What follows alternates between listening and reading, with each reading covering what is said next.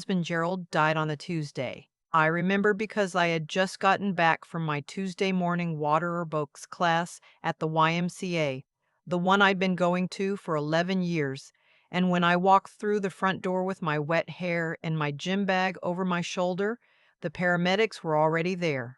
The neighbor, Mrs. Howell from next door, was standing in my kitchen looking like she didn't know what to do with her hands. That was 2 years ago. 2 years, and I had finally started to find something resembling a rhythm. Not happiness exactly, more like the outline of a life. I'd learned to cook for one without crying over the second plate I kept almost setting out of habit. I'd learned to sleep on my side of the bed without reaching across in the middle of the night.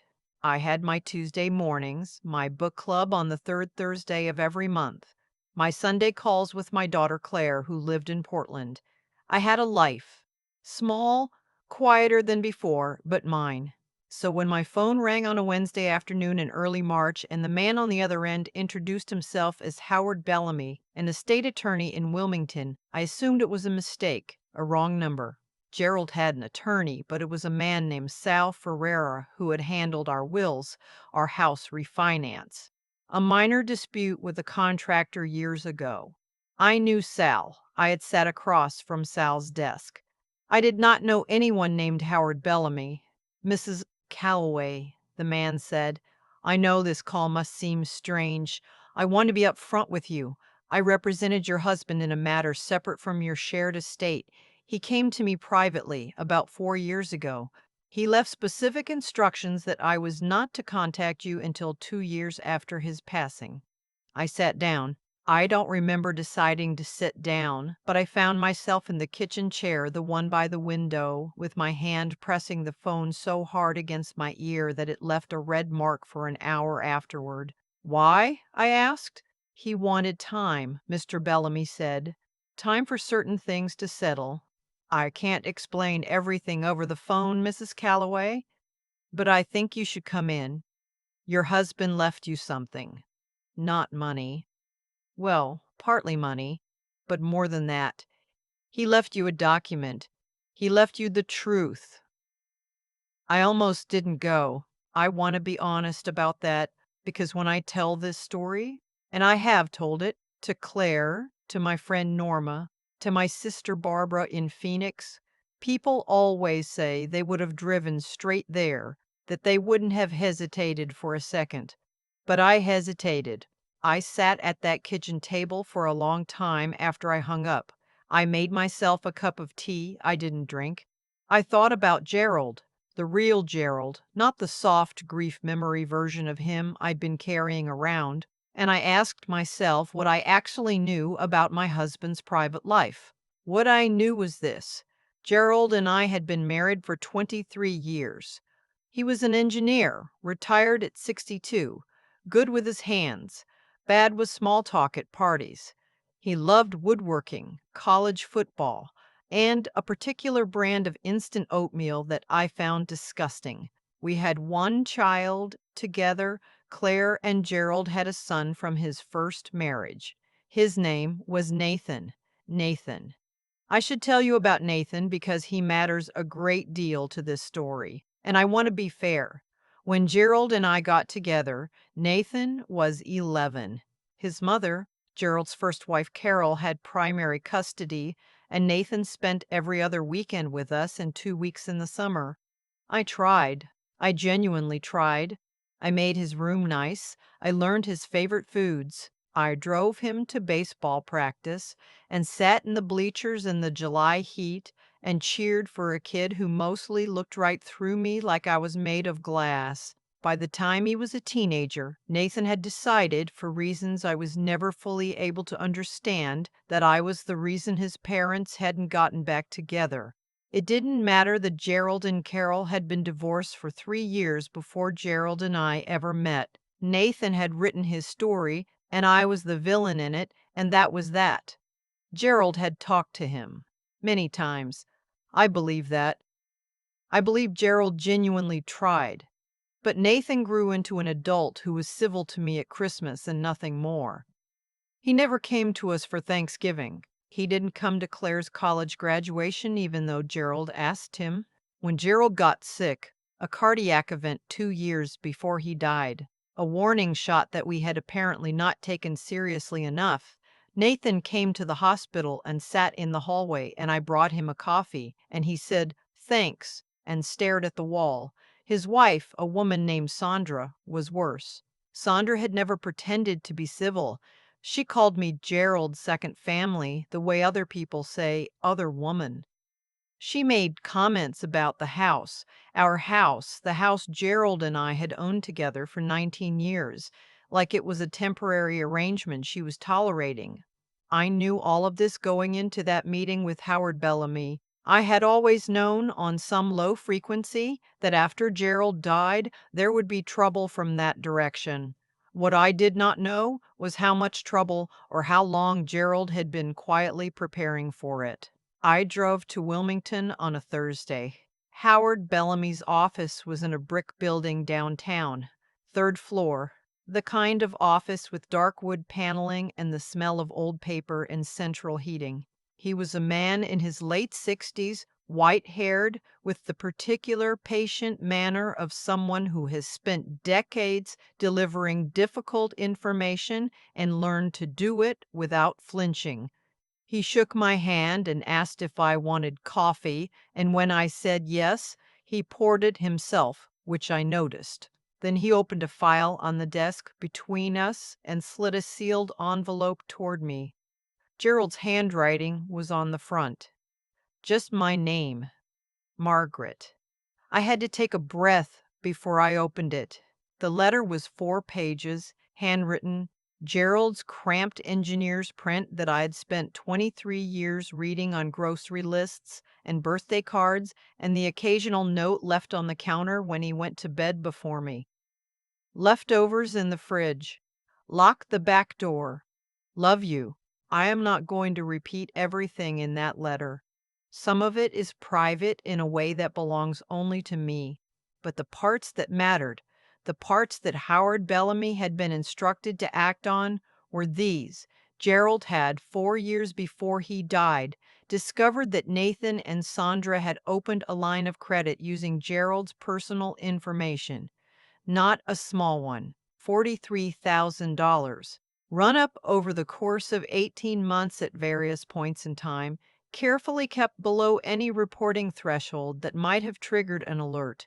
Gerald had found it by accident. A piece of mail that came to our house by mistake. A billing statement for an account he had never opened. He had not gone to the police. I learned this from the letter, and I had a complicated feeling about it, something between understanding and anger. He did not go to the police because Nathan was his son, and Gerald was a man who could not bring himself to be the cause of his son's arrest, regardless of what Nathan had done to him. Instead, he hired Howard Bellamy quietly, and he documented everything, every fraudulent charge, every piece of evidence. He repaid the debt himself, privately, and he built a file. And then he made sure that if Nathan and Sandra ever came after me, after his estate, after our house, after anything that was mine, Howard Bellamy would be there with that file. He was protecting you, Howard Bellamy said when I finished reading. He knew he was running out of time after the cardiac event. I think he became very aware of that. He didn't want to leave you exposed. I sat there for a moment with the letter in my hands, and I thought about my husband, this man I had loved and lived with and argued with about thermostat settings and vacation destinations and whether or not the dog should be allowed on the furniture. And I thought about him sitting across from this attorney and quietly, methodically building a wall around me for after he was gone. I cried in Howard Bellamy's office. I am not ashamed of that. But here is what I did not know yet. I was going to need that wall much sooner than anyone had anticipated. Gerald had been gone for exactly 26 months when Nathan called me for the first time in over a year. He was polite. That should have been my first warning. Nathan was many things, but unprompted politeness toward me was not in his repertoire. He said he'd been thinking about reaching out. He said he hoped I was doing well. He said, and I remembered this exact phrasing, that he felt like he and I had never really had a chance to build a real relationship, and that maybe now, with some time having passed, we could try. I was cautious, but I was also lonely, and loneliness makes you want to believe things that your better judgment would otherwise dismiss. I told him I was open to that. I said we could start slowly, maybe have dinner sometime. The dinner happened 3 weeks later.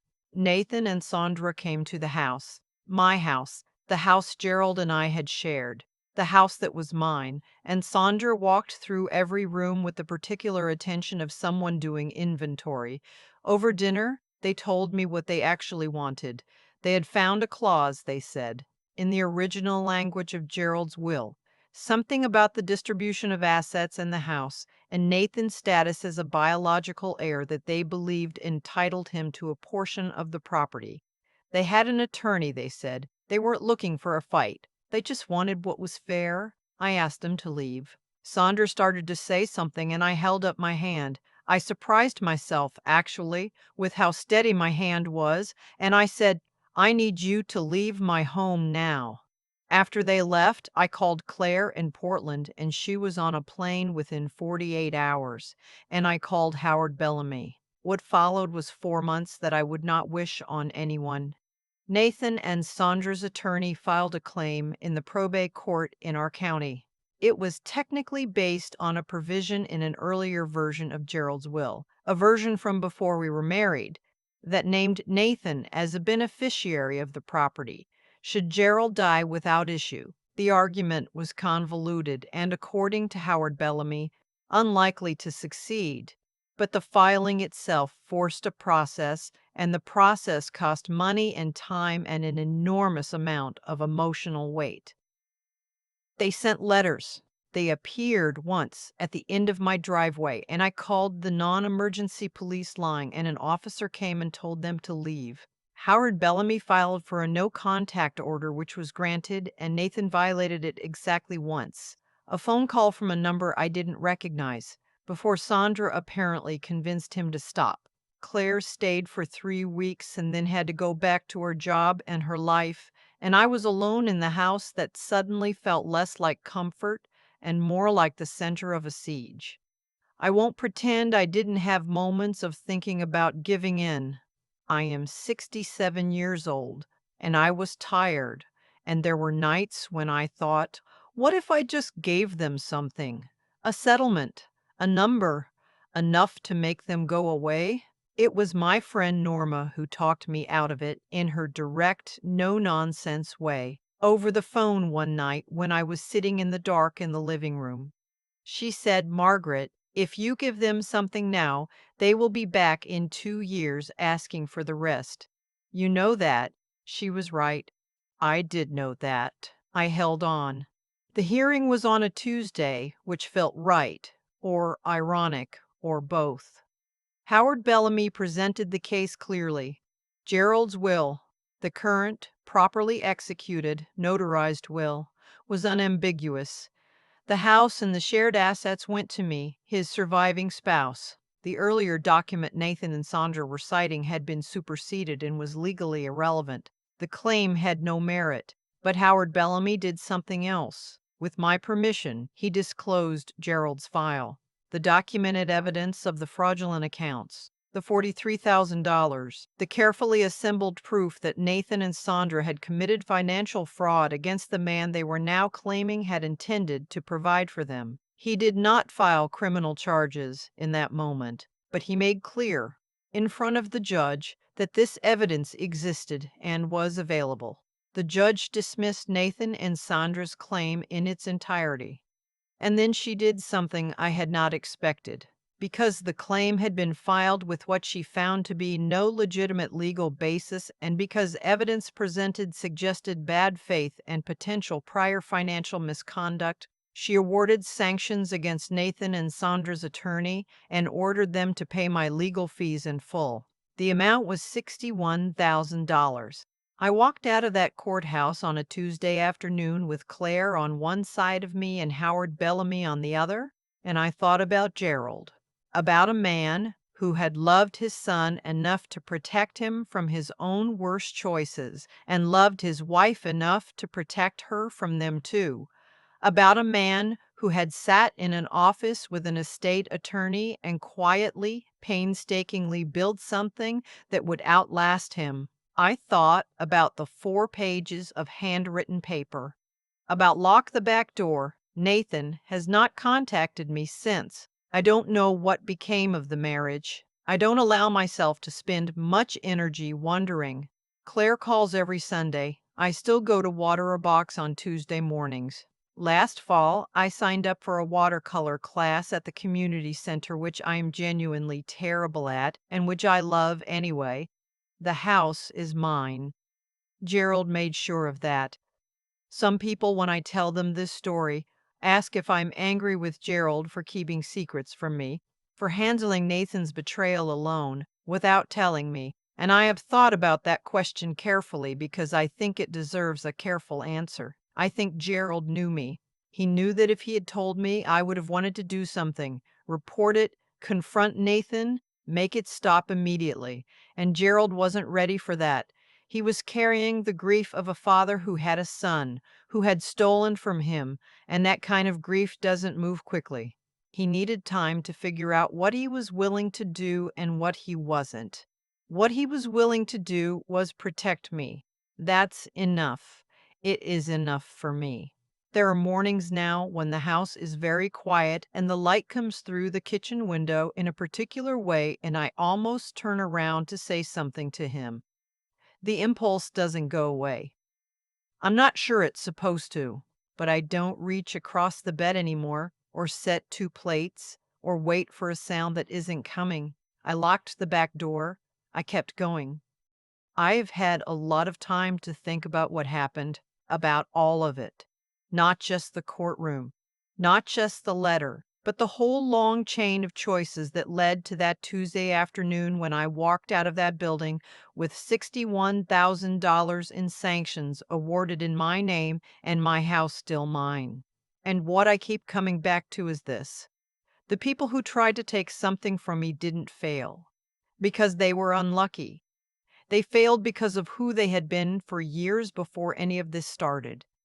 Nathan and Sandra didn't become the kind of people who file a bad faith legal claim overnight. That was the end point of a long road of smaller choices. The fraud against Gerald, the resentment they'd nursed and fed until it felt like entitlement, the decision to treat my grief as an opportunity. Every step of that road had a direction, and they had chosen the direction freely, repeatedly, for a long time. That's not a judgment. It's just what I observed. What you practice, you become. They had practiced taking, and so when the moment came, taking was what they knew how to do. Gerald had practiced something different. He had practiced patience and precision and a quiet kind of love that didn't announce itself. He didn't call me in a panic when he discovered what Nathan had done. He didn't make a dramatic scene. He sat with a hard truth, figured out what he could do about it, and did it carefully, over years. The wall he built around me wasn't built in a day. It was built in the same way he built everything, methodically, without shortcuts, checking twice. I think about that when I'm tempted to feel helpless, which I was during those 4 months. There were nights I felt completely outmatched by the attorneys, by the paperwork, by the sheer grinding weight of being in a fight I never asked for. And what got me through was not anger exactly, though there was anger. What got me through was deciding again and again that I was not going to let exhaustion make my decisions for me. That's what I mean when I say this story is partly about intelligence, not cleverness, not strategy, but the discipline to slow down when everything in you wants to collapse, to ask what is actually true here, rather than what am I afraid of. Gerald had done that. Howard Bellamy had done that. And eventually, With Norma's voice in my ear and Claire's hand in mine, I did it too. There's something about getting older that people don't tell you. Or maybe they tell you and you don't believe them until you're there. You stop needing to be right in the eyes of the people who already have their minds made up about you. Nathan had decided who I was when he was 11 years old. Nothing I could have done would have changed that story. And at some point, I had to let that go. Not for his sake, but for mine. Carrying someone else's false version of you is an enormous weight. Setting it down doesn't mean you've forgiven anyone. It means you've decided your energy belongs to your actual life. My actual life is the watercolor class on Wednesday evenings where I am genuinely the worst student, but I keep showing up anyway. It's the Sunday phone calls with Claire. It's the house with the back door I remember to lock. Gerald left me the file. But what he was really leaving me was the message underneath it. I saw what was coming, and I made sure you wouldn't face it without something solid to stand on. I try to do the same thing now, for Claire, for my friend Norma, for whoever might need it. Not because I expect anything in return, just because that's the direction I want to keep walking.